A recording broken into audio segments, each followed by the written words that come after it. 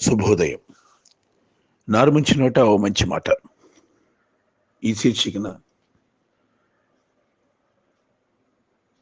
కనుమరుగైపోతున్న పురాతన ఆలయాల వైభవం.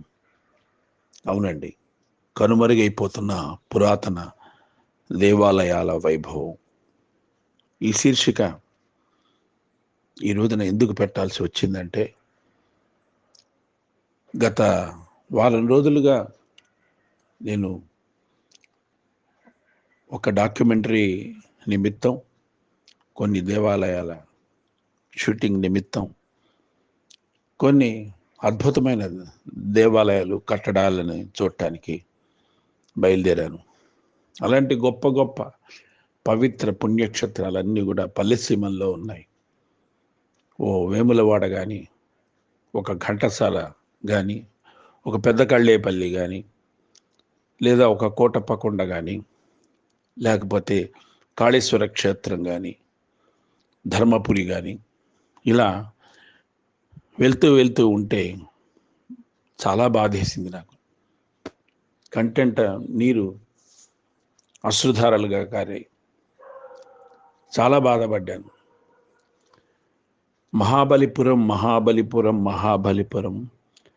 భారతీయ కళా జగతికి ఇది గొప్ప గోపురం అని ఒక పాట విన్నాం బాలరాజు కథ సినిమాలో ఆ రోజుల్లో.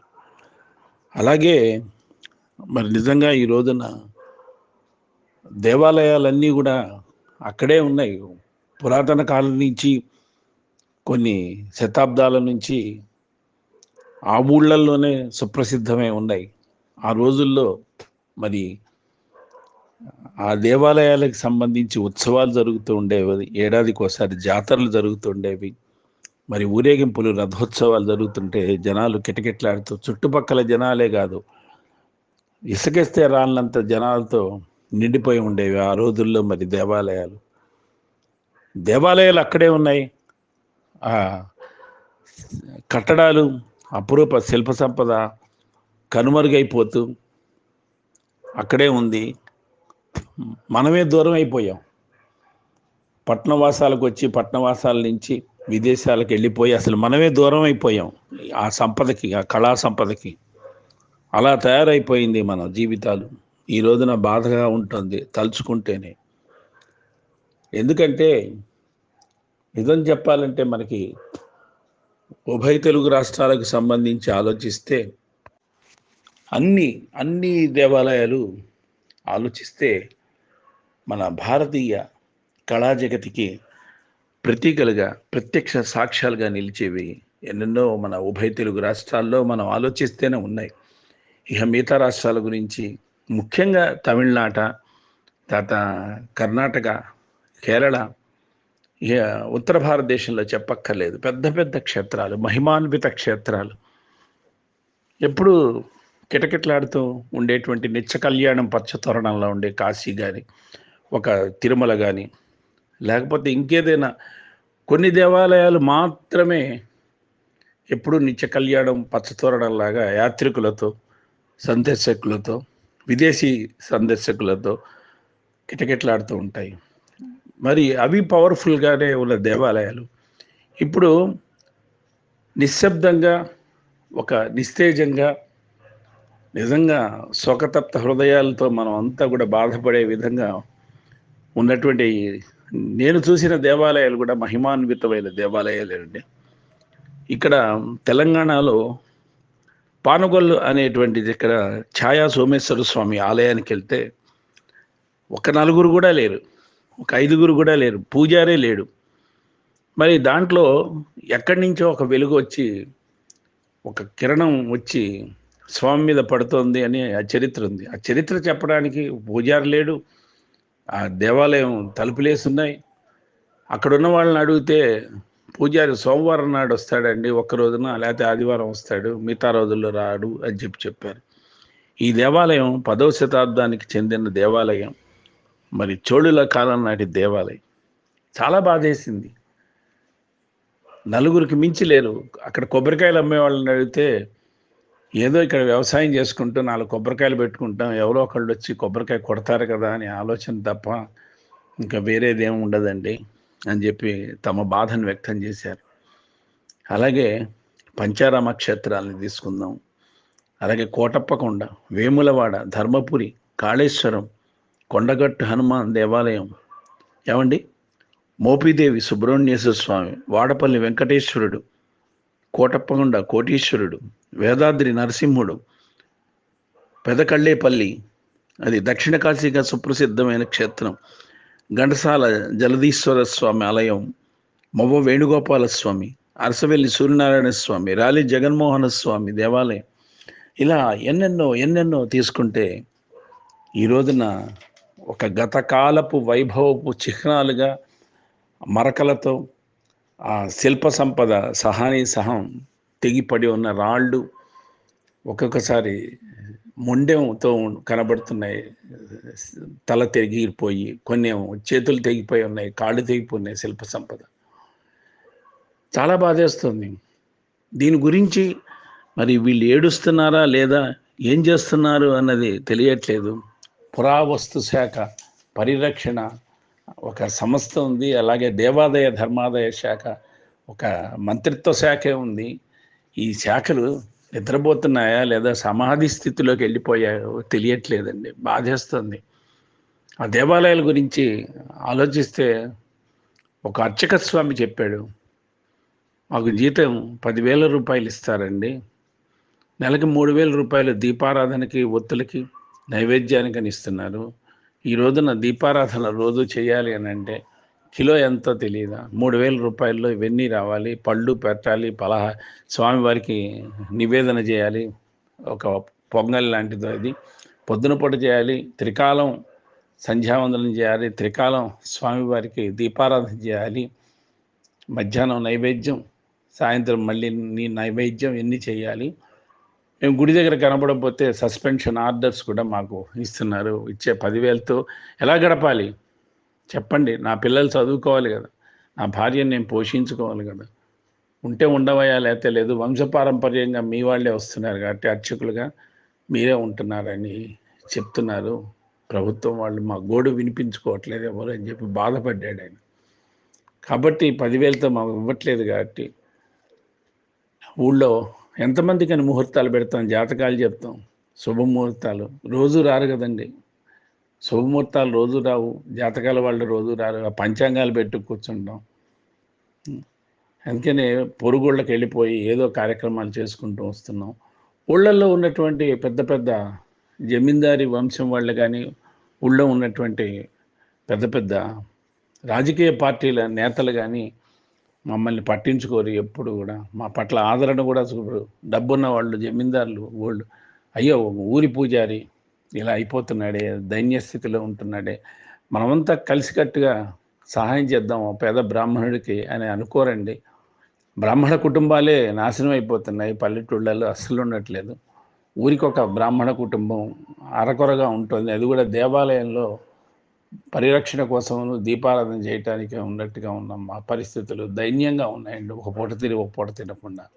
మా పిల్లలు చదువుకోవాలని ఉండదా, మా పిల్లలు అభివృద్ధి చెందాలని ఉండదా, మేము కూడా మనుషులమే కదండి అని చెప్పి బాధపడుతుంటే చాలా కళ్ళ వెంట నీళ్ళు వచ్చాయి నాకు. నిజం చెప్తున్నానండి. అది చూసిన తర్వాత ఈ రోజున నారు మంచినోటో మంచి మాటలో రాద్దాం అనిపించింది. ఏమిటి ఈ దేవాలయాలన్నీ కూడా మహత్తరమైన దేవాలయాలు, శక్తివంతమైన దేవాలయాలు, ఎప్పుడో రాజుల కాలంలో కట్టించబడినటువంటి దేవాలయాలు. శ్రీకృష్ణదేవరాయలు, పెద్ద పెద్ద గొప్ప రాజులు, చాణక్యులు, కాకతీయులు, చోళరాజులు, వీళ్ళంతా కూడా పల్లవులు, ఇలాంటి వాళ్ళు, విజయనగరాధీశులు ఎంతోమంది కట్టించారు ఈ దేవాలయాల్ని ఆ రోజుల్లో. అవన్నీ కూడా స్వయంభూగా వెలిసినవి, భూమిలో నుంచి ఉద్భవించినవి. మరి ర్యాలీ జగన్మోహన స్వామి ఆలయం ఎంత ఆకర్షణ అండి. ఒకవైపు ముఖ చిత్రం పురుషాకారం, వెనక వైపు కొప్పుతో ఉండి జడ అంతా ఉండి జగన్మోహిని ఆకారం, ర్యాలీ జగన్మోహన స్వామి. ఎంతమంది వెళ్ళి చూస్తున్నారండి ఈ రోజున.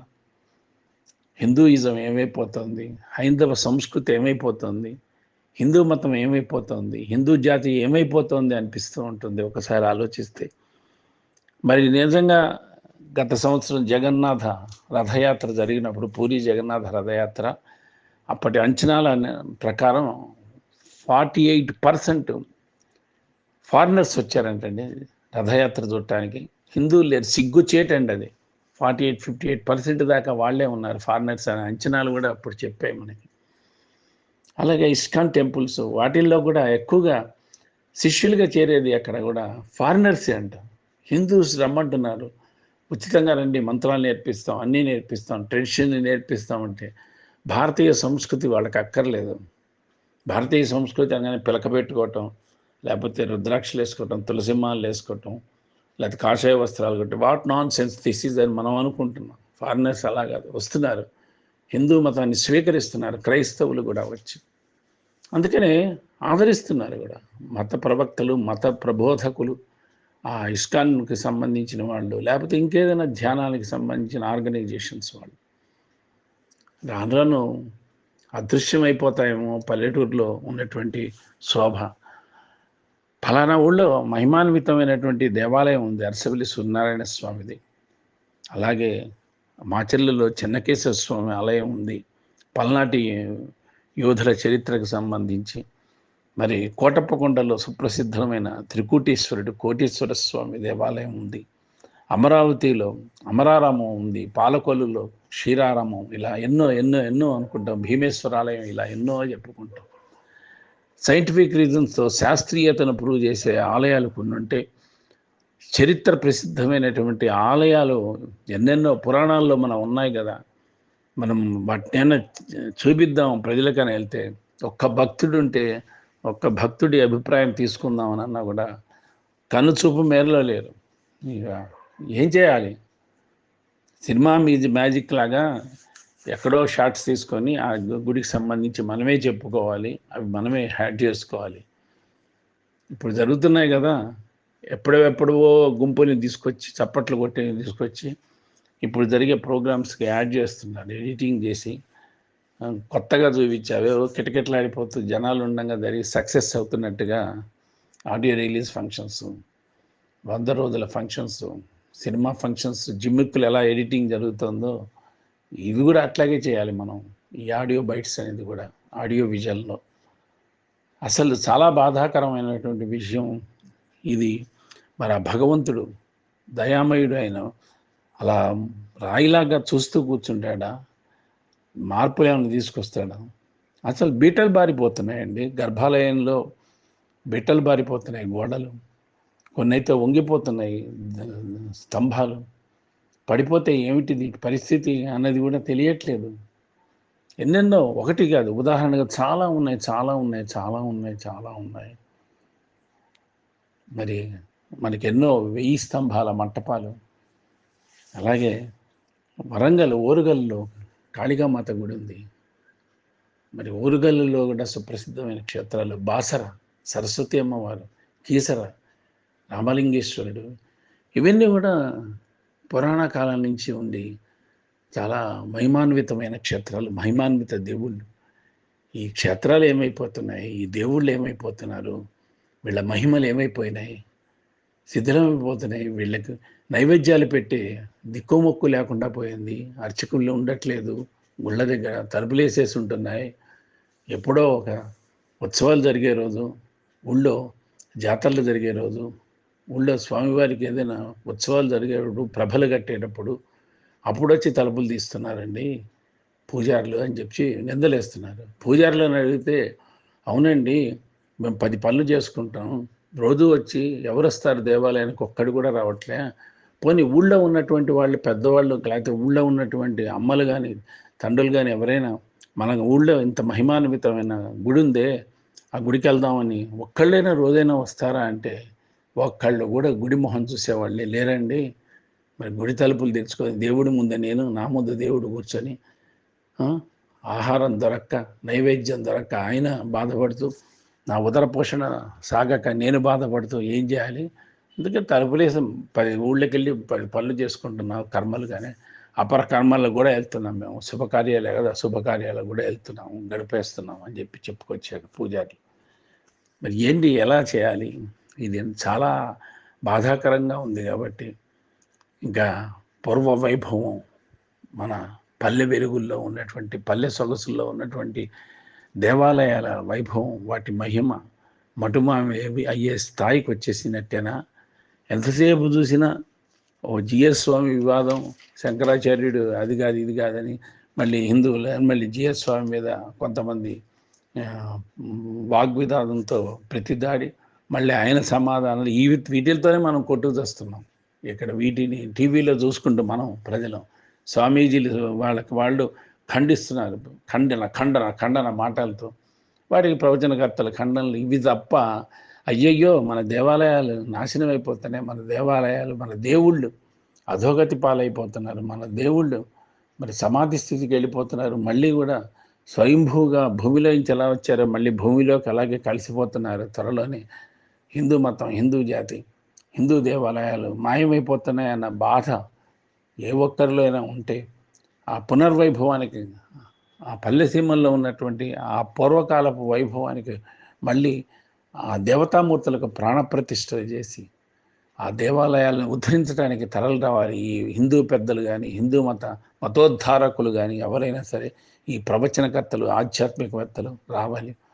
కనీసం ఎవరికి వాళ్ళే వాళ్ళ ఊళ్ళో ఉన్న దేవాలయాల గురించి పరిశుభ్రం చేసుకోండి అని చాగంటి వారు ఎప్పుడో ఒకసారి ప్రవచనంలో చెప్పారు. మీ దేవాలయాన్ని మీరు పరిశుద్ధం చేసుకుంటే, మీ మనసును మీరు నిర్మలత్వం చేసుకున్నట్టే, మీరు ఊరిని ఉద్ధరించినట్టే, సమాజాన్ని ఉద్ధరించినట్లే, దేశానికి సేవ చేసినట్లే అని చెప్తే, కొంతమంది ఒకసారి 2 సార్లు మహా అయితే టీవీలో కనిపించారు. వాళ్ళ గుడిని వాళ్ళు తుడుస్తూ పైనకెక్కి గోపురాల దగ్గర అక్కడ ఇక్కడ మళ్ళీ మాయం, మటుమాయం. ఒకసారి 2 సార్లు. మనమంతా ఆంధ్రులు ఆరంభసూరులు, తెలుగు వాళ్ళు ఆరంభసూరులు అన్నట్టుగా ప్రూవ్ చేసుకుంటున్నాం తప్ప ఏమీ లేదు ఇక్కడ. అందుకనే ఒక్కసారి దేవుడా నిన్ను నువ్వే రక్షించుకో, దేవుడా నిన్ను నువ్వు రక్షించుకోలేనప్పుడు, నువ్వు అసమర్థుడు అయినప్పుడు, నువ్వు నీ శక్తి లేనప్పుడు, ప్రాణప్రతిష్ఠ ఎప్పుడో చేసిన దేవాలయాల పవర్ లేనప్పుడు ఎందుకయ్యా అరకొరగా వచ్చే భక్తుల కోసం నీ నిరీక్షణలు, నీ ఎదురుచూపులు? నువ్వు కూడా శుష్కించిపోవాల్సిందేనా అని బాధ కలుగుతుంది. నిజంగా ఆ దేవుడే మరి దిగివచ్చి తన దేవాలయాల్ని ఉద్ధరించుకుంటాడు, లేకపోతే ఇలా శిథిలావస్థకు తీసుకెళ్తాడో అంత దైవ నిర్ణయం. అంతకు మించి ఏమి ఈ విషయంలో ఎవ్వరూ ఉద్ధరించరు, ఎవ్వరూ ముందడుగు వెయ్యరు. అది మాత్రం కరెక్ట్. స్వస్తి. భవదీయుడు నారుమంచి.